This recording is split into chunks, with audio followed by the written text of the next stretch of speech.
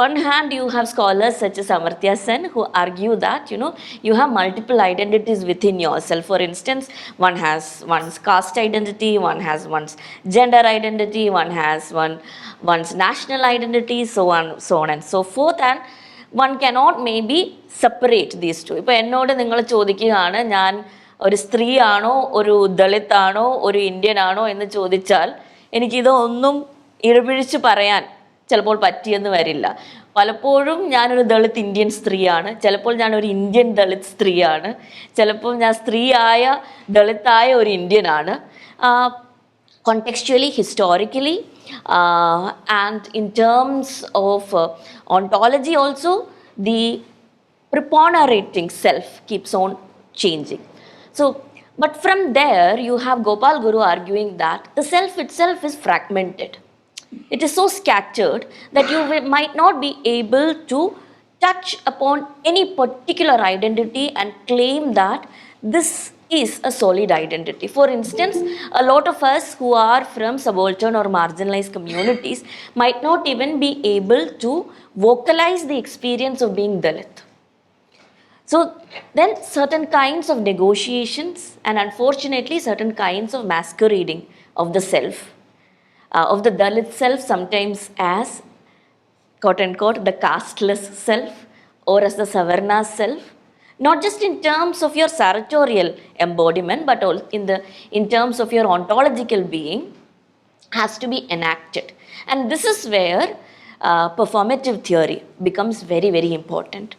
So what I've also tried to do over the last 6 months or so, when I've been thinking about whether, so my PhD topic was on different kinds of healing traditions in India, particularly South India. So I've looked at Ayurveda, I've looked at Iro Vaidya, I have looked at Kalari medicine to a lesser extent, and through all of this, I was kind of trying to figure out whether there is this idea of a soul-body divide.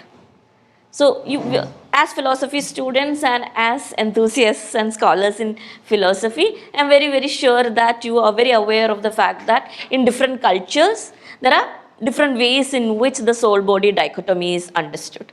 For instance, within Ayurveda, you have a reference to the Sharira, but the Sharira again is understood as the Sthula Sharira and the Sukshma Sharira. And this is within the Charaka Susruta tradition. But if you look at the Ashtanga tradition, Ashtanga Hridaya tradition by Vagbhata, you will see a lot more focus on the Panchabhutas, on various constituents such as the sky and the earth and water coming together to produce the Sharira. But then again it is further complicated by ideas such as the Prana. And if there are Sanskrit scholars here, they would know that prana is never used in the singular. It is always used in the plural in Sanskrit, like the case of Jana. അപ്പം നമുക്ക് മനുഷ്യൻ എന്നും മനുഷ്യർ എന്നും പറയാമല്ലോ, ഇതുപോലെയാണ് പ്രാണ use ചെയ്യുന്നത്. കാരണം prana is understood to be a set of 7 pranas together. അപ്പോൾ ഈ 7 എണ്ണം ചേരുമ്പോഴേ പ്രാണനാകുള്ളൂ. അപ്പോൾ 7 എണ്ണത്തിനും പല കോൺസ്റ്റുവൻസ് ഉണ്ട്. Similarly, there is the idea of the mata, the will, the manas, the mind, and then again the idea of the ojas, the life source. And all of this goes into the constitution of both the Sharira as well as the Atma.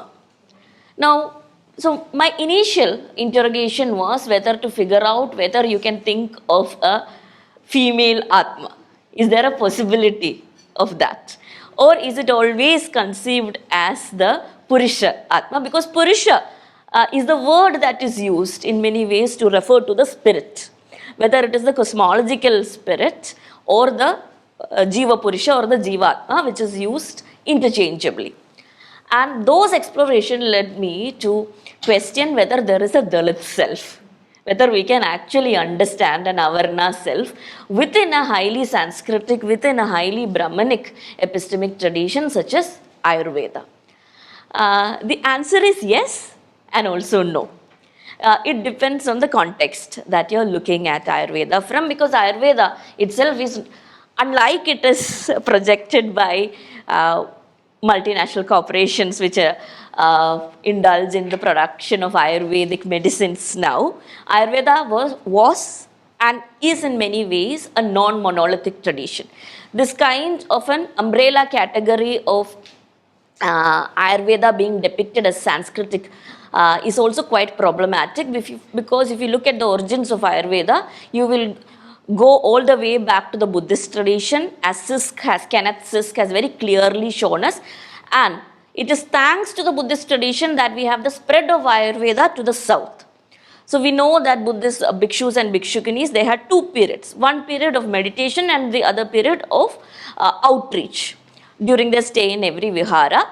So during the period of meditation, they would collect herbs and they would analyze herbs. And during the period of outreach, they would actually popularize the agriculture or the cultivation of these herbs. So the mention of the first herb gardens, for instance, come from Ayurvedic literature. And that is why if you look at the Amarakosha, you would find the reference to the first sets of herbs which are used for medical purposes. Similarly, it is also the Jaina tradition that has contributed much to the production of Ayurveda. And if you look at a 16th century European physician called Garcia de Orta, who came and worked in the court of the Sultan of Bijapur, he talks about Gujarati medicine, Malabari medicine, Jewish medicine, Arabic medicine, Jaina medicine, Buddhist medicine, but he never talks about Hindu medicine. Because the term Hindu had not emerged at that point of time and it was not a popular term, and which makes us question whether at that point of time, whether there was this one single overarching paradigm at work at all. And then there is also a reference to Sanskrit scholars who are not very willing to let go of their ritual knowledge or to share a ritual knowledge. So we know that the roots or the origin points of Ayurveda date all the way back to the 2nd century CE, though there has been a lot of attempts by a lot of scholars like O.P. Jaggi to push it to 5,000 years. And you look at any Ayurvedic advertisement, it will start with Ayyayiram Varshatha Parampariyammulla Ayurveda. There is no Ayyayiram Varshathinte munpe ivide Ayurvedam poyittu namukku written evidence aayittu oru karyavum illatha samayathanu. But then there is a certain glamour associated with antiquating anything. Push ചെയ്ത് 5000 വർഷം പാരമ്പര്യം പറയാൻ. To 2nd century CE or 200 CE-ലാണ് നമുക്ക് first എവിഡൻസുകൾ ചരക്കയിൽ കൂടെ കിട്ടുന്നത്. And as a historian നമുക്ക് അവിടെ അത് ഡേറ്റ് ചെയ്യാൻ പറ്റുള്ളൂ. But it also has a very long ranging history from the 2nd century CE all the way to the 21st century. But the production of Ayurvedic books, if you can call them books or texts or corpuses or codifices, whatever you want to call them, I call them medical codes. Because rather than engaging with treatment and healing and medical ingredients, what do they deal with? They come with a huge set of prescriptions of who can be treated, at what point of time can they be treated, who are to be excluded from treatment.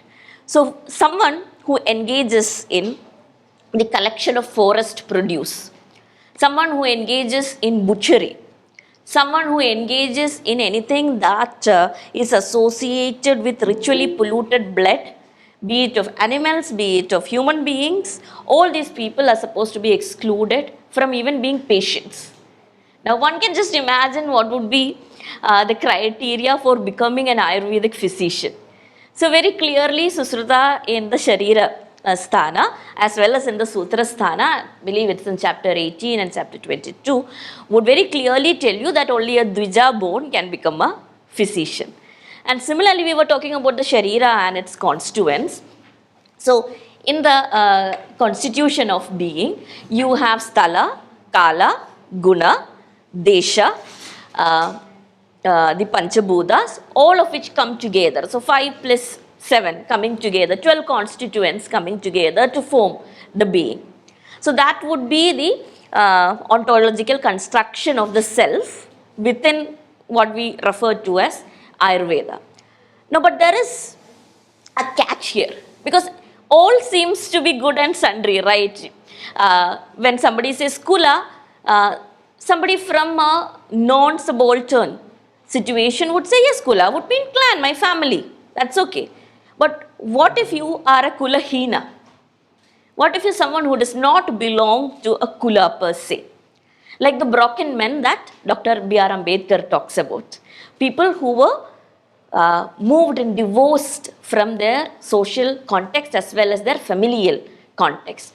People who were conquered and through the process of conquest who were taken as prisoners of war or who were cast away from their families. So this idea of the broken people, people who have had to move away, people who were cast away because of caste, and which also led to the emergence of particular kinds of caste, where would you place them? So don't they have a constitution of the self? Similarly, when you're looking at Desha, where do you live? And we know that cities or villages were divided and classified according to spaces of the Savarna, spaces of the king, and beyond the suburban borders, you would have the space of the Dalit or the Antyaja, as Ambedkar puts it. So again, Desha becomes a problem because these Deshas are not named. If you look at the Arthashastra, for instance, these Deshas were only thought of as buffer zones. Zones of liminality which would attach one village from the other village, and these were also nameless spaces. So these might be called as the Sima Pradesha or the Atavi Pradesha. They did not have names per se.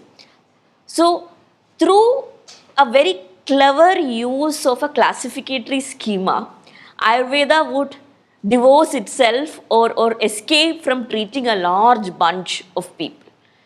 But if you look at it as a paradigm, if you look at it as just as a pedagogical venture, you would see, oh, this is so beautiful because everything is classified, every limb, every tendon, every hair on your body is classified.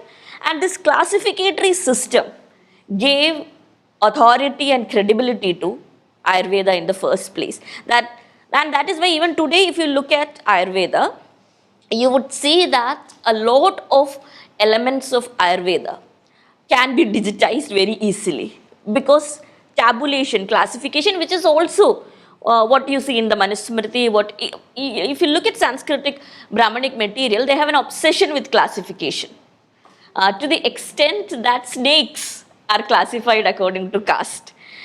So in a seminar like this 2 years ago, in which I was presenting about botany and zoology and how the idea of an early medico-botanic tradition was actually present in texts such as Matanga Leela, which talks about elephants, and you also have Vriksha Shastra being mentioned, but at the same time, there are only references to the text. We haven't found that text. Or if you look at Hortus Malabaricus, there are references to trees and plants and herbs belonging to different classificatory schemes, but of a European format. So I was talking about this, and somehow I landed up talking about snakes. And so snakes are divided into Shudra snakes, Vaishya snakes, Kshatriya snakes, and Brahmana snakes. And this was in passing. And similarly, you have cows being divided into only 2 categories. There you have Vaishya cows, and then you have the Rajasvi cows, cows which have Rajas, regalness or regality. So, and after a while in the question answer session, one of the professors asked me, "Appo mee paambukale ingane jati parayumbothekku edu jathikka koodal vesham?" And so this was a very interesting question for me, because how would you classify it? And then, because I had also not looked at it, I went back and looked at it and understood that ee taalottu nokki patti vidarthathe paambukaleയാണ് Shudra snakes എന്ന് വിളിക്കുന്നത്. താഴോട്ട് നോക്കി, the term is മണ്ണ് തിന്നുന്ന സ്നേക്സിനെയാണ് വിളിക്കുന്നത്. So ഇത്രയും വിപുലമായിട്ടുള്ളൊരു ക്ലാസിഫിക്കേറ്ററി സ്കീമാണ് നമുക്ക് ആയുർവേദയിലും മറ്റ് പല പ്രോസ്ക്രിപ്റ്റീവ് അല്ലെങ്കിൽ പ്രിസ്ക്രിപ്റ്റീവ് ലിറ്ററേച്ചർ എന്ന് നമ്മൾ വിളിക്കുന്ന സ്മൃതി ലിറ്ററേച്ചറിലും ശ്രുതി ലിറ്ററേച്ചറിൻ്റെ ഒരു പരിധി വരെയും ഗൃഹ്യസൂത്രാസിലും കാമസൂത്രയിൽ വരെ നമുക്കിത് കാണാൻ പറ്റുന്നത്. സോ ഇതിൻ്റെ ഇടയിൽ കൂടെയാണ് ഞാൻ ആത്മാവ് എന്താണ് ശരീരം എന്താണ് എന്ന് മനസ്സിലാക്കാനുള്ളൊരു ശ്രമം നടത്തി നോക്കിയത്. ഇന്നത് വളരെ തമാശയായിട്ട് എനിക്ക് തോന്നുന്നുണ്ട്. And I landed up elsewhere as well. But this obsession that I had with the idea of the body at that point of time also led me to think about the indriyas, of how indriyas are understood, which has greatly helped me to understand how touchability or untouchability works. കാരണം നമ്മൾ ഇന്ദ്രിയത്തെ കൂടെ മനസ്സിലാക്കുന്ന ഒരു കാര്യമാണ് സ്പർശം അല്ലെങ്കിൽ touch എന്ന് പറയുന്ന കാര്യം. സോ വെരി ക്ലിയർലി ഇന്ദ്രിയജന്യമായിട്ട് ഉള്ള ഒരു ഇമോഷനെയാണ് നമ്മൾ അയിത്തം അല്ലെങ്കിൽ അൺടച്ചബിലിറ്റി എന്ന ഉള്ള ഒരു കാസ്റ്റ് എക്സ്ക്ലൂഷണറി പ്രാക്ടീസിൽ കൂടെ തിയറൈസ് ചെയ്യാനും നോക്കുന്നത്. So Sundar Sarukkai, in attempting to understand the philosophical foundations of untouchability, argues that it is very pertinent for us to understand what touch meant. Was it just the corporeal touch of you touching someone, or the emotion of being touched? നമ്മൾ പറയില്ല, ഒരു കഥ കേട്ടിട്ട് oh that was very touching, അല്ലെങ്കിൽ ഒരു speech കേട്ടിട്ട് ഒരാളുടെ സംസാരം കേട്ടിട്ട് എന്നെ ഭയങ്കരമായിട്ട് ടച്ച് ചെയ്തു എന്നുള്ള. There is no physical touch there, but there is a spiritual touch. Or does it refer to contact between two objects, two materials, or between the material realm and the spiritual realm or the metaphysical realm? So in his interrogation, he argues that there are at least two terms in the Sanskritic world, particularly in the transition from the early Vedic to the early medieval times. And I would say that, it extends, at least in the readings that I have done, it extends very well to the early modern period. There are two terms. One is sparsha and the other is samyoga. Sparsha meaning touch and samyoga meaning contact. There might also be another term that one can attach to it, and as I'll argue, that of samsarga, interaction, out of which sankarana of intermingling emerges. And while touch as sparsha was still thought of as being passable by the Sanskritic material, it was samyoga and samsarga which was derided. So if you look at Nyaya Vaisheshika, the body is viewed as an entity beyond that of the senses, and the classification in it, that is in particularly in Vaisheshika, refer to these as two different entities. Touch is perceived by the skin as an organ, whereas contact or samyoga is perceived by all five organs. For instance, you come into contact with a person through sight. You might not know him or her or them, but you would still come into contact with them. You might hear about someone. You might never have seen that person. For instance, I heard of Lakshmi ma'am, and I know Kishore here for some 2 years now, but I've never seen him. So through hearing, by listening, through your organ of hearing, you can come in contact with people. Similarly, through the sense of smell, through touch, you can come into contact with people. So contact or samyoga needs or engages one or all of your indriyas or sense organs. Contact produces a variety of sensations, including, now this is of course according to the Vaisheshika system of thought, pleasure, pain, aversion, or indifference, or disgust, or derision. While contact can happen with any one sense, touch is more understood in connection with that of the skin. Now, in Ayurveda, skin is also thought to be one of the most vulnerable organs of the body, the easily corruptible organ of the body. And there is of course a caste association here, and that is why the skin has to be protected. And all aspects of the skin, whether it is the color of the skin or the texture of the skin or the points of contact with the skin or the orifices of the skin, all of this becomes important in Ayurveda because it is one of the most corruptible, most vulnerable organs of the human body.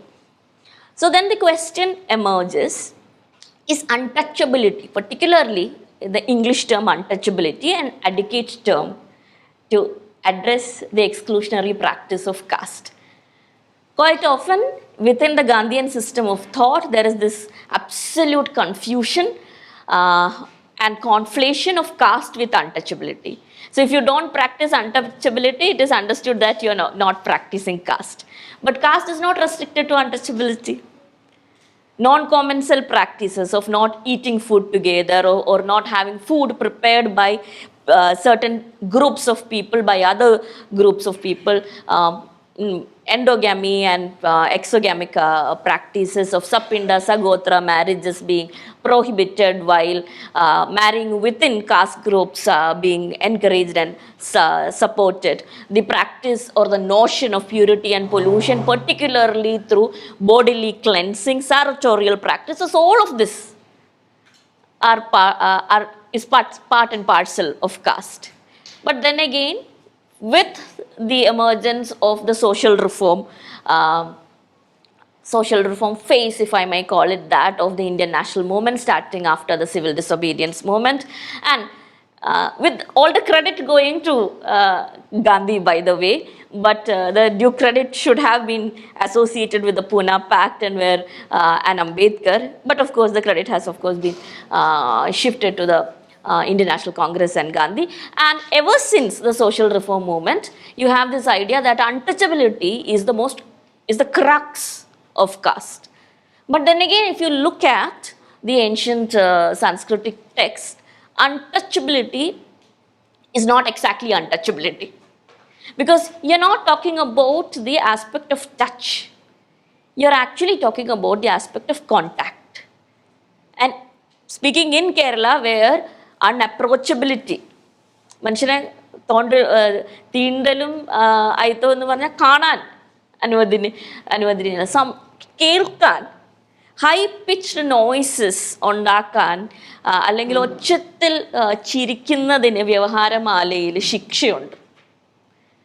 വ്യവഹാരമാല 16-ാം നൂറ്റാണ്ടിലെ ഒരു ടെക്സ്റ്റാണ്. ആ ടെക്സ്റ്റിലാണ് പറയുന്നത്, വേദം by chance കേൾക്കുന്ന ശൂദ്രൻ്റെ ചെവിയിൽ ഈ ഒഴിക്കണമെന്ന് പറയുന്നത്. ഇത് നമ്മൾ കേട്ടിട്ടുള്ളതായിരിക്കും.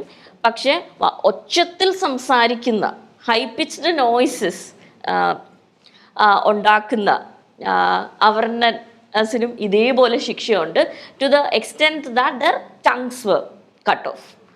അപ്പോൾ ഇത് വളരെ വലിയ സെറ്റ്സ് ഓഫ് കുറ്റവും ശിക്ഷയും ഇങ്ങനെ വിധിച്ച് വരുന്ന പ്രോസ്ക്രിപ്റ്റീവായിട്ടുള്ള ടെക്സ്റ്റുകൾ നിലനിന്നിരുന്ന, അൺഅപ്രോച്ചബിലിറ്റി നിലനിന്നിരുന്ന, അൺഹിയറബിലിറ്റി. ഒന്ന് ആലോചിച്ച് നോക്കിയാൽ, ഒരു മനുഷ്യൻ്റെ സൗണ്ട് കേൾക്കുന്നത് പൊല്യൂഷനായിട്ട് വിചാരിച്ചിരിക്കുന്ന, ഒരു മനുഷ്യൻ്റെ ഷാഡോ വീഴുന്നത്, ടച്ചില്ല.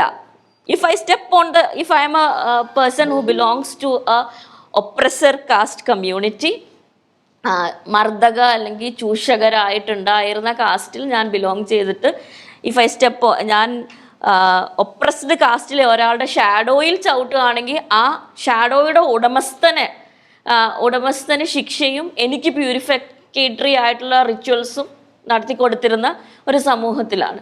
So then untouchability is a very reductionist term to actually address the issue of what we have thought of as untouchability, or the entire gamut of caste practices that were present from the early medieval times into the contemporary times. So that's one of the core arguments that I am trying to make. So what we have seen in terms of the policies and practices of caste eradication, this term is an extremely confusing term for me, because caste eradication usually means reform of the oppressed caste by the oppressor caste, where the trusteeship and the guardianship is of course given to the oppressor caste. Now this would be akin to asking Hitler to reform the Jews. Or it would be akin to asking a toxic masculine cis male to reform women. But this is what was happening at that point of time, where the campaign itself was not only heralded but also supervised and initiated and undertaken by leaders and people who belonged to the oppressor caste community. Now, I'm very consciously not using the term high and low because high caste or low caste, it just perpetuates the whole idea of caste. So, but for those who are new to this kind of a vocabulary, I am using the term oppressor caste for those who belong to the quote unquote ritually and only ritually high caste, and oppressed caste for the so-called lower caste. And this is a vocabulary that I will be continuing with. So on the one hand, this kind of leadership, this kind of guardianship which was given to people who belong to the oppressor community of reforming also led to another kind of epistemic reduction where a certain kind of sanitization of the ritual and the semiotic world of the subaltern or the marginalized happened hand in hand during what was called as the Navodhana in Kerala and during the 1920 social Renaissance movement in Bengal and elsewhere in North India. So a lot of traditions which were closely and intimately linked with the subaltern caste, they were branded as superstition. Their practices were understood to be necromancy or quote unquote black magic, and those were cast away. Those deities were cast away. And there was an initiative to bring these people, and again I am citing from the sources, the sets of people into the pale of what was understood as secularism. Now, the masquerading of Brahmana ritualistic power as secularism is something that we have seen as a oft repeated practice from the pre-independent period to that of contemporary times. And this kind of an analogization of the skin with that of power, or the color of the skin with that of power, or that of the Arya Desha with that of the soul, is something that you see in Ayurvedic texts from the 7th century onwards. So the human skin is supposed, so I'm taking an anachronistic jump back to the 7th century when Madhava Nidana was produced, and from here you see the skin as being an entity which had 7 layers. And this was very similar to the 7 seas and 7 continents, which was supposed to make up, one of the continents being supposed to make up the Arya Desha. So this idea of concentricity, one being surrounded by the other, being surrounded by the other, one being protected by the other, within the other, this idea of concentric rituality, concentricity, is something that you see in Ayurveda as well as texts which purely dealt with metaphysics. Similarly, the prana, which can be loosely translated as the life force, is said to have 7 constituents. So it is with the idea of the Jambudvipa. Similarly, there are references to the Sukshma Sharira and the Sthula Sharira, both of which are seats of the sensory organs. Now, one would think that, using a very commonsensical way of understanding things, one would think that your indriya are located in your material body. നമ്മൾ പലപ്പോഴും ചിന്തിക്കുമ്പോൾ അങ്ങനെയല്ല, നമ്മുടെ കണ്ണ്, മൂക്ക്, ചെവി, ഇതൊക്കെ നമ്മുടെ പെരിഷബിൾ ആയിട്ടുള്ള മെറ്റീരിയൽ ആയിട്ടുള്ള ശരീരത്തിലാണ് ഇതിൻ്റെ ലൊക്കേഷൻ ആയിരിക്കും നമ്മൾ ഇന്ന് ചിന്തിക്കുന്നത്. പക്ഷെ ആയുർവേദം ചിന്തിക്കുന്നത് അങ്ങനെയല്ല. ആയുർവേദം ചിന്തിക്കുന്നത് കണ്ണ് നിങ്ങളുടെ ശരീരത്തിലാണെങ്കിലും കണ്ണ് നിങ്ങളുടെ സ്ഥൂല ശരീരം, നിങ്ങളുടെ ഗ്രോസ് ബോഡി, നിങ്ങളുടെ മെറ്റീരിയൽ ബോഡിയിലാണെങ്കിലും കാഴ്ച എന്നുള്ളത് നിങ്ങളുടെ സ്ഥൂല ശരീരത്തിലും സൂക്ഷ്മ ശരീരത്തിലും കൂടെ സ്പ്രെഡ് ചെയ്ത് കിടക്കുന്നതായിട്ടാണ്. അപ്പം ഈ സ്ഥൂല ശരീരത്തിനെ സൂക്ഷ്മ ശരീരത്തിൽ നിന്ന് ജീവനോടെ ഇരിക്കുമ്പോൾ മാറ്റാൻ പറ്റില്ല. പക്ഷേ സ്ഥൂല ശരീരം വളരെ ക്ലിയർ ആയിട്ട് it is material, it is perishable, it is vulnerable ആയിട്ടുള്ളൊരു കാര്യമാണ്. സൂക്ഷ്മ ശരീരം എന്ന് പറയുന്ന ഈ ഒരു idea, that is what get transferred after death. So കർമ്മ തിയറിയുമായിട്ട് ആയുർവേദം ഫ്യൂസ് ചെയ്യുന്നത് 7ാം നൂറ്റാണ്ടിൻ്റെ സമയത്ത് നമുക്ക് കാണാൻ പറ്റും. അതുവരെ സാഖ്യമായിട്ടും വൈശേഷികമായിട്ടും എല്ലാം ഒരു പരിധി വരെയെങ്കിലും തല്ല് പിടിച്ചുകൊണ്ടിരുന്നത് ആയിരുന്നു ആയുർവേദ. കാരണം വളരെ നമ്മളിപ്പോൾ സാഖ്യമൊക്കെ ക്രിട്ടീക്ക് ചെയ്യുന്ന ഒരു സുശ്രുതനെ നമുക്ക് കാണാൻ പറ്റും. അങ്ങനെയല്ല, ഒരു എംബോഡീഡ് ഐഡിയ ഓഫ് സാൽവേഷനുണ്ട്. ശരീര കേന്ദ്രീകൃതമായിട്ടുള്ളൊരു മുക്തി സാധ്യമാണ് എന്നൊക്കെ പറയുന്നൊരു സുശ്രുതനെ നമുക്ക് കാണാൻ പറ്റും. And on the other side Sankhya will say no, നമുക്ക് സ്പിരിറ്റ് സെൽഫിന് മാത്രമേ മുക്തി കിട്ടുള്ളൂ. ഇങ്ങനെയുള്ള ഡിബേറ്റ്സ് ഒക്കെ നടക്കുന്നുണ്ട്. പക്ഷെ നമുക്ക് 7th century ആകുമ്പോൾ ഇങ്ങനത്തെ ഡിബേറ്റ്സ് ഒന്നുമില്ല. Ayurveda has completely embraced the idea of the കർമ്മ തിയറി. അപ്പം ഇത് എംബ്രേസ് ചെയ്യുന്നത് it is through the dialectic of the സൂക്ഷ്മ ശരീര ആൻഡ് ദ സ്ഥൂല ശരീരം.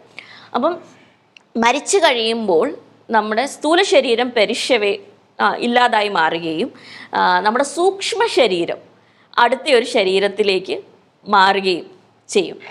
ഇത് മാറുന്നത് മേ ബി ഒരു പക്ഷിയുടെ ശരീരത്തിലേക്കാകാം, ഒരു ആയിട്ട് മേ ബി മാറാം, മറ്റൊരു മനുഷ്യനിലേക്കും തന്നെ മാറാം. അപ്പോൾ എന്താ സംഭവിക്കുന്നതെന്ന് പറഞ്ഞാൽ, ഈ ജന്മത്തിലുള്ള നിങ്ങളുടെ എല്ലാ കർമ്മങ്ങളും, നിങ്ങളുടെ എല്ലാ മെമ്മറിയും, നിങ്ങളുടെ പ്രാണനിലുള്ള നിങ്ങളുടെ ഗുണത്തിൻ്റെ അംശങ്ങളും കൂടെയാണ് മാറുന്നത്. So very succinctly what Ayurveda is trying to do here is to also justify the karma theory, saying നിങ്ങളുടെ കഴിഞ്ഞ ജന്മത്തിലെ പാപങ്ങൾ കാരണമാണ് നിങ്ങൾ ഈ ജന്മത്തിൽ ശൂദ്രനായിട്ട് ജനിക്കുന്നത്, സ്ത്രീയായിട്ട് ജനിക്കുന്നത്, അന്ത്യജനായിട്ട് ജനിക്കുന്നത് എന്നുള്ളതിൻ്റെ ഒരു ജസ്റ്റിഫിക്കേഷൻ ഇവിടെ ഈ സൂക്ഷ്മ ശരീരയുടെ തിയറൈസേഷനിലൂടെ ആയുർവേദ കൊണ്ടുവരാൻ ശ്രമിക്കുകയല്ല, അതതിൻ്റെ ഭാഗമായി മാറുന്നത് നമുക്ക് കാണാം. So it was the philosophization of the body-soul or body-soul-self dichotomy which got infused with the caste-ordained fulcrum from the 7th century to the early medieval period. Now, if you look at the Buddhist premise of Ayurveda, what you would also see is that initially in Ayurveda, the issue of dharma was central, and there was this constant philosophization of how Ayurveda understands dharma. So in the context of untouchability, the relation between ethics and the body was thought to be very important, as it was represented in a lot of other Buddhist texts.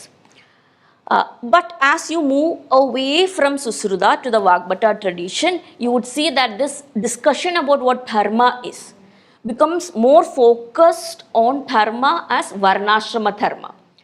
So from the idea of dharma as ethics, you have a movement to the idea of dharma as caste or dharma as varna. ഈ ഒരു ട്രാൻസിഷനും നമുക്ക് ആയുർവേദയിൽ വളരെ clear ആയിട്ട് trace out ചെയ്യാൻ പറ്റും. In fact, Gopal Guru argues that it is possible to interpret this kind of a complex philosophization which goes missing after the 7th-8th century actually led to the development of a moral sense, with the mores being understood as anchored in a varnasrama dharma universe. And it is during this period you have the composition of the smritis, where the idea of dirt or filth started emerging. And this complex, ആദ്യം പറഞ്ഞല്ലേ പ്രാണ എന്ന് പറയുന്നത് 7 constituents ഉള്ളതാണ്, ഓജസ് എന്ന് പറയുന്ന ഒരു idea ഉണ്ട്. ഇതെല്ലാം ഇങ്ങനെ ആയുർവേദിക് തിയറൈസേഷനിൽ ഇങ്ങനെ കുറഞ്ഞ് വരികയും ശരീരവും ആത്മാവും എന്നുള്ള ഈ 2 ഐഡിയാസിലേക്ക് ഇതിങ്ങനെ ചുരുങ്ങി വരുന്നത് കാണാം. അപ്പം ശരീരത്തിൻ്റെ വൃത്തി എന്ന് പറയുന്നത് ആത്മാവിൻ്റെ വൃത്തി എന്നുള്ള ഒരു ഐഡിയയിലേക്ക് ഇത് മൂവ് ചെയ്യുന്നത് through using the apparatus of dirt or filth. ഈ ഒരു മൂവ്മെൻറ്റ് നമുക്ക് കാണാൻ പറ്റും, particularly when you looking at the group of Chandalas. ഇതാണ് പിന്നീട് നമ്മുടെ ലോജിക്കായിട്ട് നമ്മൾ പറയില്ലേ, അവർ എന്താണ് തുകലിൽ പണി ചെയ്യുന്ന മനുഷ്യരായതുകൊണ്ടാണ് അവരെ സബർബിൽ, അതായത് വില്ലേജിൻ്റെ ഔട്ട്സ്കേർട്സിൽ താമസിപ്പിക്കുന്നത്, അല്ലെങ്കിൽ അവർ സാനിറ്റേഷൻ വർക്കിൽ ഇടപെടുന്ന ആൾക്കാരായതുകൊണ്ടാണ് അവരെ മാറ്റി താമസിക്കുന്നത്. അങ്ങനെ ആയതുകൊണ്ടാണ് ഈ അൺടച്ചബിലിറ്റി പോലെ നമ്മൾ കൊറോണയുടെ സമയത്ത് ഇത് ഭയങ്കര ഇതിൻ്റെ എക്സ്ട്രീം വേർഷൻസ് ആൾക്കാർ പറയുന്നതും പ്രാക്ടീസ് ചെയ്യുന്നതും ജസ്റ്റിഫൈ ചെയ്യുന്നതും നമ്മൾ ഓൾറെഡി കേട്ടയാണ്. ഇതൊന്നും ഒരു പുതുമയില്ലാത്ത കാര്യമാണെന്നാണ് ഞാൻ പറയാൻ ശ്രമിക്കുന്നത്. ഇതൊക്കെ 8ാം നൂറ്റാണ്ടിലെ മനുഷ്യർ പറഞ്ഞു തുടങ്ങിയിരിക്കുന്ന കാര്യമാണ്. പക്ഷേ ഈ ചണ്ടാല ഗ്രൂപ്പിനെ നമ്മൾ this is wonderful work by Vishwamohan Jha looking specifically at untouchability in ancient India, looking at this group called Chandala, and you would see that initially this group was not associated with Varna Sankara. പിന്നീടാണ് നമ്മൾ ഈ വർണ്ണസങ്കരത്തിൽ കൂടെയാണ് ചണ്ടാളന്മാർ ജനിക്കുന്നത് എന്നുള്ളൊരു idea വരുന്നത്. So when you're looking at the group of Chandala, initially the idea was that a group of people might have sinned. What kind of sin? It might have been the slaying of a Brahmana. It might have been the slaying of cows. It might have been disrupting a Vedic yaga. ഇങ്ങനെയുള്ള കാര്യങ്ങളിലൊക്കെ വരുന്ന അവർക്ക് ഏറ്റവും important ആയിട്ടുള്ള കാര്യങ്ങളായിരുന്നു ഇതൊക്കെ. അപ്പോൾ ഇങ്ങനെയുള്ള കാര്യങ്ങളിൽ ഏർപ്പെടുന്ന മനുഷ്യരെയാണ് ചണ്ടാളന്മാരാക്കി മാറ്റപ്പെടുന്നത്. അപ്പം റിച്വൽ പൊല്യൂഷൻ എന്ന് പറയുന്നത് നിങ്ങൾ ചെയ്ത ഒരു ആക്ട് ഓഫ് ട്രാൻസ്ഗ്രഷൻ ൻ്റെ ബേസിസിലാണ്. പക്ഷേ നിങ്ങൾ ഈ സ്മൃതി ലിറ്ററേച്ചറിൻ്റെ കോമ്പോസിഷൻ ഉള്ള സമയം തുടങ്ങി നോക്കുകയാണെങ്കിൽ ഒന്ന് വളരെ ക്ലിയർ ആയിട്ടൊരു ബർത്ത് ബേസ്ഡ് ആകുന്നുണ്ട്. പക്ഷെ അതിനേക്കാളും കോൺസ്പിക്വസ് ആകുന്നത് they are associated always with dirt. ഇവർ വൃത്തിഹീനരായതുകൊണ്ട് റിച്വൽ ഇംപ്യൂരിറ്റി മാത്രമല്ല അവിടെ പറയുന്നത്, ആചാരപരമായിട്ടുള്ള ഇംപ്യൂരിറ്റി അശുദ്ധി മാത്രമല്ല പറയുന്നത്, ശാരീരികമായിട്ടുള്ള അശുദ്ധി പേറുന്നവരായതുകൊണ്ട് ഇവർ റിച്വലിയും ഇംപ്യൂറാണ്. സോ ഒരു റിവേഴ്സാണ് ഇവിടെ നടക്കുന്നത്. നേരത്തെ റിച്വൽ ഇംപ്യൂരിറ്റി കാരണം ഇവരെ മാറ്റി നിർത്തണമെന്ന് പറയുന്നത്, ഇത് ശാരീരികമായ അശുദ്ധി ഉള്ളത് കൊണ്ട് ഇവർ റിച്വലിയും ഇംപ്യൂർ ആണെന്ന് പറയുന്ന ഒരു reverse kind of justification, reverse kind of philosophization നമുക്ക് ഈ ഗുപ്ത സമയം തൊട്ട് 4-ാം നൂറ്റാണ്ട് തൊട്ട് 8-ാം നൂറ്റാണ്ട് വരെയുള്ള സമയത്ത് സ്മൃതി ലിറ്ററേച്ചറിൻ്റെ കോമ്പോസിഷൻ സമയത്ത് നമുക്കിത് കാണാൻ പറ്റും. So following Ambedkar, we can actually note the important distinctions of untouchability as well, where untouchability was also seen among the Brahmins. ഇത് അംബേദ്കറിനെ എതിരെ തർക്കിച്ച പി വി കാനായെ പോലെയുള്ള കുറേ സ്കോളേഴ്സ് പറയുന്ന ഒരു കാര്യമാണ്. അൺടച്ചബിലിറ്റി എന്ന് പറഞ്ഞാൽ എല്ലാവർക്കും ഉണ്ടല്ലോ. അൺടച്ചബിലിറ്റി എന്ന് പറയുന്നത് ഈ മനുഷ്യർക്ക് മാത്രമല്ല. പുല നടക്കുന്ന സമയത്ത് ബ്രാഹ്മിൺസും അൺടച്ചബിളാണ്, അവർക്കും വീട്ടിൽ നിന്ന് ഇറങ്ങാൻ പറ്റില്ല. അല്ലെങ്കിൽ മെൻസ്ട്രൽ സൈക്കിളിൽ കൂടെ പോകുന്ന സ്ത്രീകൾക്കും വെളിയിൽ ഇറങ്ങാൻ പറ്റില്ല. അപ്പോൾ അൺടച്ചബിലിറ്റി എന്ന് പറയുന്ന ഒരു സെറ്റ് ഓഫ് മനുഷ്യരുടെ മേൽ മാത്രമല്ല, പല സെറ്റ് ഓഫ് മനുഷ്യരുടെ പുറത്ത് പല ലിമിനൽ പീരീഡുകളിൽ അല്ലെങ്കിൽ ടെമ്പററി ഫേസസിലും ഇമ്പോസ്ഡ് ആയിട്ടുള്ള കാര്യമാണ് അംബേദ്കർക്കെതിരെ പറയുന്നുണ്ട്. അന്ന് റിസർവേഷനെതിരെയുള്ള വാദങ്ങളിൽ യൂസ് ചെയ്ത ഒരു വാദമാണ് ഇതൊന്നും കൂടെ പറയണം. കാരണം അൺടച്ചബിലിറ്റിയെ ബേസ് ചെയ്തിട്ട് നമുക്കൊരു പാരമീറ്റർ ഓഫ് റിസർവേഷനായിട്ട് യൂസ് ചെയ്യാൻ പറ്റില്ല. കാരണം പലവരും പല സമയത്തും അൺടച്ചബിൾ ആയിട്ടുണ്ട് എന്നൊക്കെയുള്ള എതിർവാദങ്ങളിൽ ഉണ്ടായിരുന്നൊരു വാദവും കൂടിയാണ്.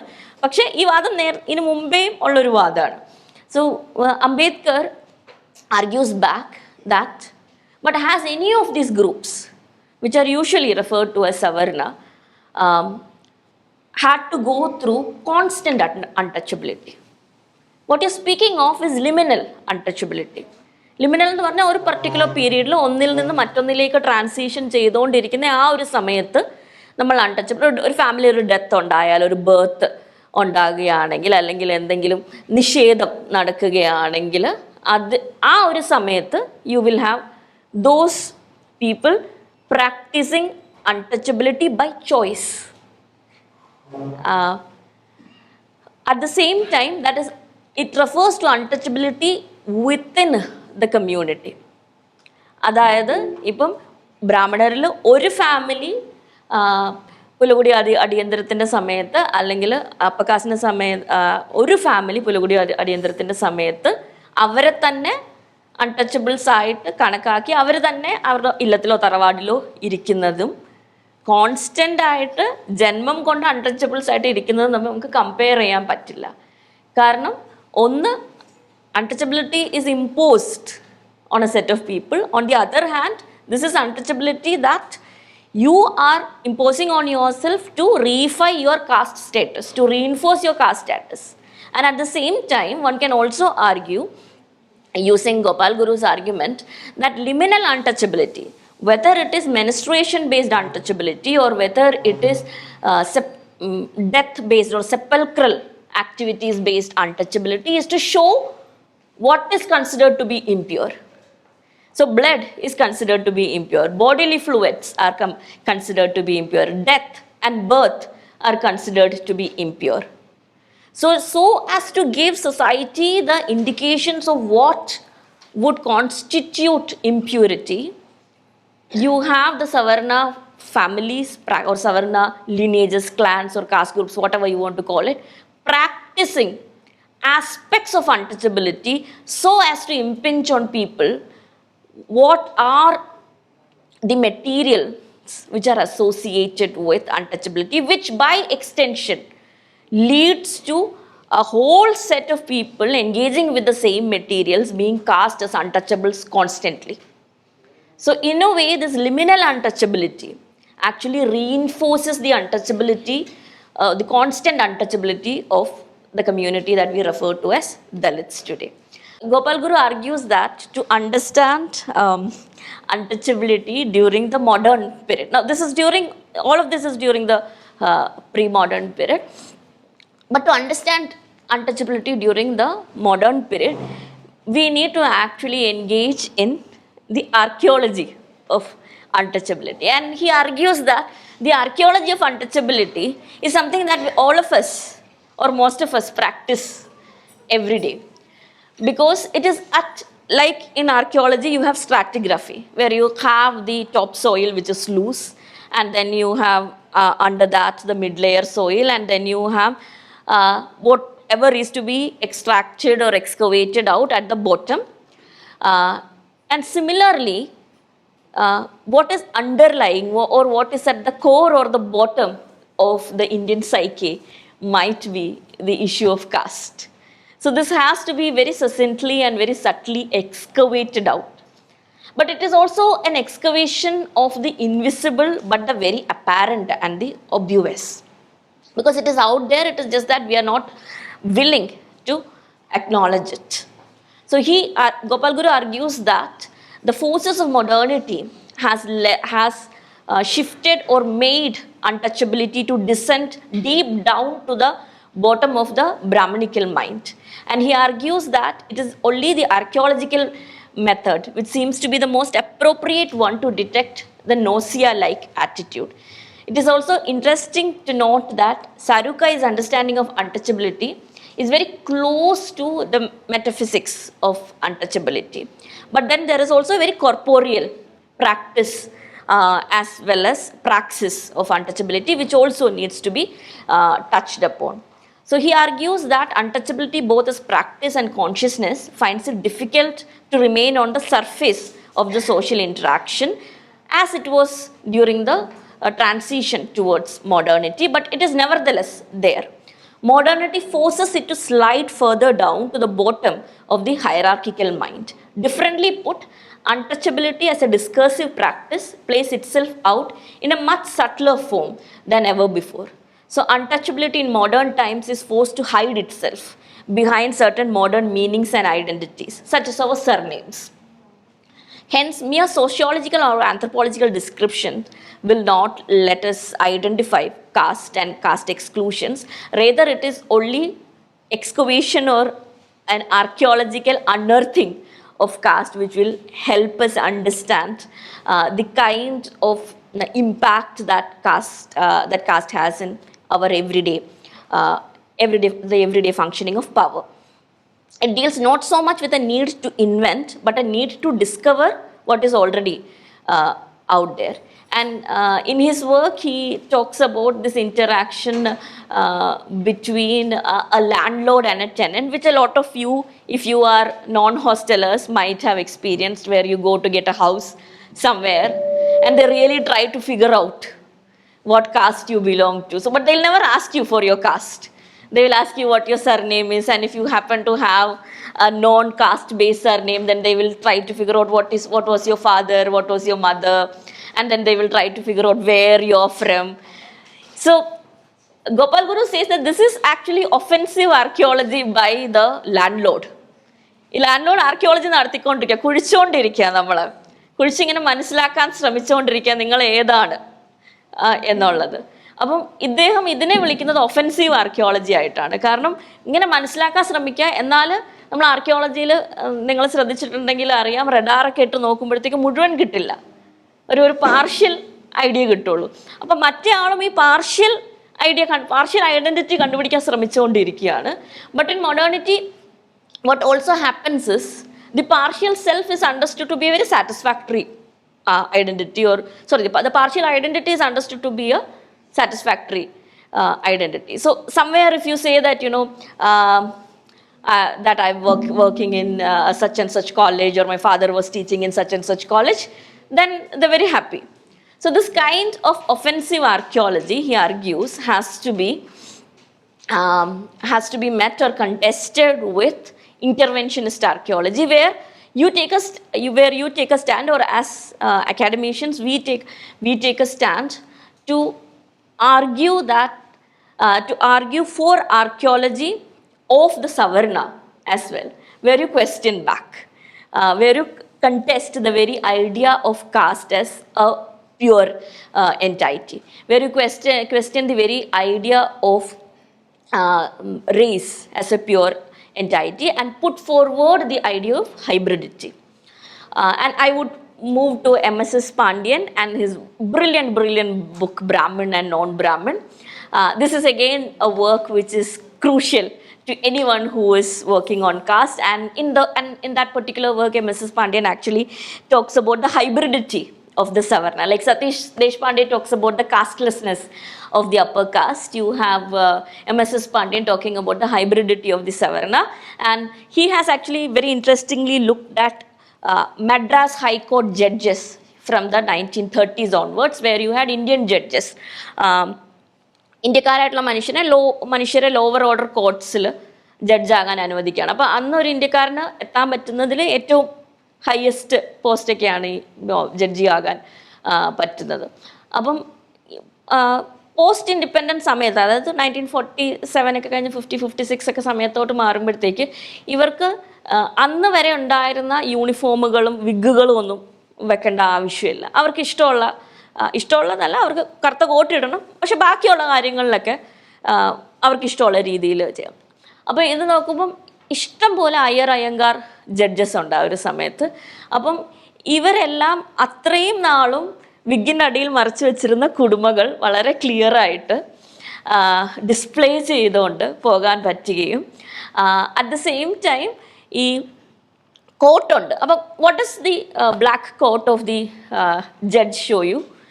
ഇറ്റ് ഷോസ് യു ആ നോഷൻ ഓഫ് ജസ്റ്റിസ്, റൈറ്റ്? പക്ഷെ ആ ജസ്റ്റിസിൻ്റെ പുറകിൽ ഈ ജഡ്ജിൻ്റെ നെഞ്ചിനോട് ചേർന്ന് കിടക്കുന്ന പൂണൂലുമുണ്ട്.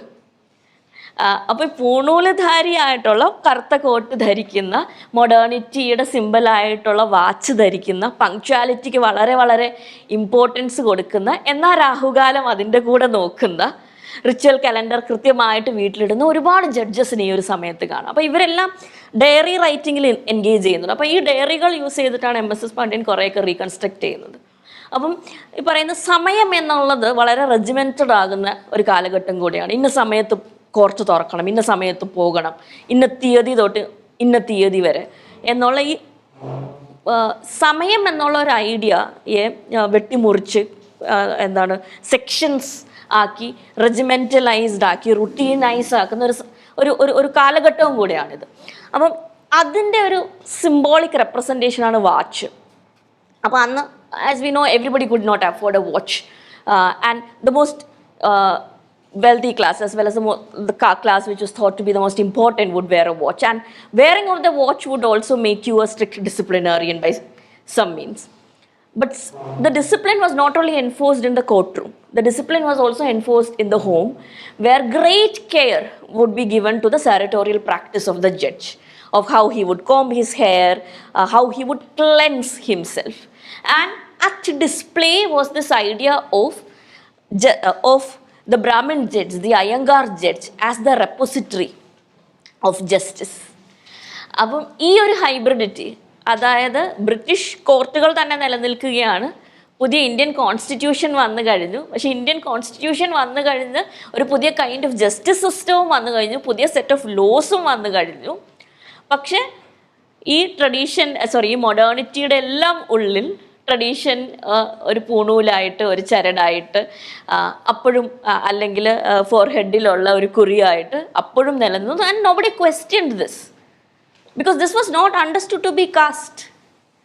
This was just understood to be a sartorial, ഒരു ഡ്രസ്സിങ് ചോയ്സ് ആയിട്ട് മാത്രമേ ഇതിനെ കരുതിയിട്ടുള്ളൂ. അല്ലെങ്കിൽ അദ്ദേഹത്തിൻ്റെ പങ്ക്ച്വാലിറ്റിയെ കുറെ കൂടെ ഹെൽപ്പ് ചെയ്യുന്ന ഒരു കാര്യത്തിന്, അദ്ദേഹത്തിൻ്റെ ജസ്റ്റിസ് ആയിട്ടിരിക്കുന്നത് ഗൗരവത്തെ കുറെ കൂടെ ഹെൽപ്പ് ചെയ്യുന്ന ഒരു കാര്യമായിട്ട് മാത്രമേ ഈ ഒരു സമയത്ത് ഈ ഒരു സാരറ്റോറിയൽ പ്രാക്ടീസസ് കണക്കാക്കപ്പെട്ടുള്ളൂ. And very clearly what happened to untouchability was that it was sort of shifted to the domestic sphere, but it did not actually move away from the public sphere either. You will see a lot of scholarship, particularly from oppressor caste scholars, arguing that the idea of caste practice as exclusion has now moved to the domestic sphere. I agree. As a feminist historian, I agree, yes, it has moved to the domestic sphere. But it has also not left the public sphere. If you move into any of the edifices of power or authority here, you will see markers of caste. You will see markers of bourgeoisie authority. And in the case of India, bourgeoisie authority rests on the idea of Brahmanism. So there has been an enmeshing of the secular and the Savarna, and particularly the secular and the Brahmanic ethos of how life was ordained. For instance, whether it is the school, which is still called as the Saraswati Mandir, or whether it is the prayer, or whether it is the insistence on on vegetarian food, or the insistence on wearing clean uniforms for that matter, when all of us or most of us cannot actually afford clean, untoned uniforms. So the whole idea of what a secular citizen or a secular student looked like mimicked how a Brahmin student or a Savarna student would look like in the past. So this kind of mimicry, which became the default way in which people were understood, in which the rituals and functioning of power is understood. A very simple example would be salutation. Why do we refer to judges as His Excellency? He or she or they are just a public servant, just as we are. Why do we still have salutation among police people, for heaven's sake? No, and we are living in a democracy where police people are not just trained, they are selected through a democratic process. And you still have human beings saluting other human beings every day. Security personnel who are out there saluting people who are in positions of authority. If this is not caste reinventing itself, if this is not a ritual of power, or the very practice of you getting up when teachers walk in, or we getting up when elders walk into the room. And this is not thought of as a caste practice, this is thought of as a secular practice. So these rituals of power, which was associated to the legitimization provided to royal power by the Brahmanas, now have not just masqueraded, but have transformed into the rituals of power of democracy. And unfortunately, since Brahmanic power always helps hierarchy, and that to structured hierarchies, and the emergence of absolutism, it has continued to help the emergence of absolutism in India. And a historian like me has absolutely no shock when toxic masculinity is understood to be the only version of masculinity that is understood to be worthy of leadership. And other versions of masculinity, the compassionate masculinity, or the generous masculinity like that of Karna, or the dissentful masculinity such as that of Shambhuka, is not looked upon. It is only aggressive masculine leaders that are understood as leaders, or women who express aggressive masculine traits who are accepted as leadership. Because it is the conflation of the Brahmanic with the secular the legitimization rituals provided by the Brahmanic with that of the legitimization techniques of the democratic as well, which has led to the Savarna being understood as, or the Savarna ethos of power being understood as the default ethos of power. I also want to conclude with the small section of this shifting of untouchability. I am very uncomfortable with the word untouchability. Let me call it exclusionary caste practices to the domestic sphere. Now that has also happened. So with the emergence of modernity, you also have the layering of modernity, of tradition with that of modernity. And this layering is only possible in the home, where you can take or peel off that layer and come back to your traditional home. നമ്മൾ home എന്ന് പറഞ്ഞ സിനിമയിൽ ശ്രീനാഥ് ബാസി ചെയ്യുന്നത്, എൻ്റെ വീട്ടിൽ ഇരുന്ന് എനിക്ക് ആരെയും ചീത്ത വിളിക്കാമല്ലോ, എൻ്റെ വീട്ടിൽ ഇരുന്നിട്ട് എനിക്ക് പൊളിറ്റിക്കൽ കറക്റ്റ്നെസ് വേണ്ട, ഏറ്റവും പൊളിറ്റിക്കൽ കറക്റ്റ്നെസ് വേണ്ട സ്ഥലം വീടാണ്. പക്ഷെ നമ്മൾ വിചാരിക്കുന്നത് എൻ്റെ എല്ലാ ഹയറാർക്കി ഓറിയൻറ്റഡ് നേച്ചറും അല്ലെങ്കിൽ എൻ്റെ എല്ലാ നോൺ പൊളിറ്റിക്കൽ കറക്റ്റ്നെസ്സിൻ്റെ വേർഷനും എക്സിബിറ്റ് ചെയ്യാൻ എനിക്ക് എൻ്റെ വീട്ടിലെങ്കിലും എന്നെ അനുവദിക്കൂ എന്ന് പറയുന്ന ഒരു ലാർജ് സെറ്റ് ഓഫ് മനുഷ്യരെ കാണാൻ പറ്റുന്ന ഇത് എനിക്ക് ഭയങ്കര രസകരമായിട്ട് തോന്നാറുണ്ട്. ഇവിടെയെങ്കിലും നീ ഫെമിനിസം കൊണ്ടുവരരുതേ എന്ന് പറയുന്ന ഒരുപാട് സുഹൃത്തുക്കൾ എനിക്കുണ്ട്. But then the personal cannot be divorced from the political. And if you do that, then you're living a life of farce, or you're living a hypocritical life. But this has been, not just in the case of Kerala, but if you look at Bengal, you would see the same. If you look at Delhi, you would see the same, where the peeling off of the modern self happens when you reach the home. And what happens at the home, or what has happened because of the displacement and the shift of the space of very visible caste into the more effective terrain of the household, it has led to women being the gatekeepers and repositories of caste. The close association of caste with food, as well as the practices of cleanliness, also put women in an unenviable position as executors and enforcers of caste. So this whole idea of you telling, the women telling the children not to share food, or women having to bathe and cleanse the children because they go to schools where you have children of different castes studying together. So the practicer of caste, or the executioner of caste, unfortunately becomes the woman of the house. And this has also led to women being looked upon as visible advocates for caste or traditional values, while modern educated men could paint themselves to be progressive. നമ്മൾ പറയില്ലേ, വീട്ടിൽ അങ്ങനെ പറ്റില്ല, എൻ്റെ അമ്മയ്ക്ക് ഇഷ്ടമല്ല, വെളിയിൽ ഞാൻ ഭയങ്കര പ്രോഗ്രസീവ്, വീട്ടിൽ അങ്ങനെ പറ്റില്ല. It's always shifted to the mother. The question is, why are you not educating your mother? Why are you not telling your mother this? So it is actually your wish to also be traditional at home, to also be regressive at home, and you're transferring that claim, you're transferring that burden onto the woman of the house, who in the first place is a powerless, is in a very disprivileged, powerless position. So for educated men to paint themselves as progressive, you had to victimize the woman as regressive. So we would have multiple middle class homes where you have progressive fathers and very regressive mothers. And this is again another epistemic reduction, where the woman of the house, who had to bear the brunt and the burden of being the bearer of caste, or being severely punished for not following tradition, and having to undergo social scorn, and having to also bear the label of being a non-devoted wife and mother and a non-pious woman, would now have to also play the role of being the casteist in the home. The hybrid identity of the educated male, who is constantly negotiating modernity, religion, nationalism and tradition, and as opposed to the woman who was shaped not only as the devoted homemaker and the supplement and the complement to the office-going man, also led to the reinvention of the life cycle rituals within the context of the home.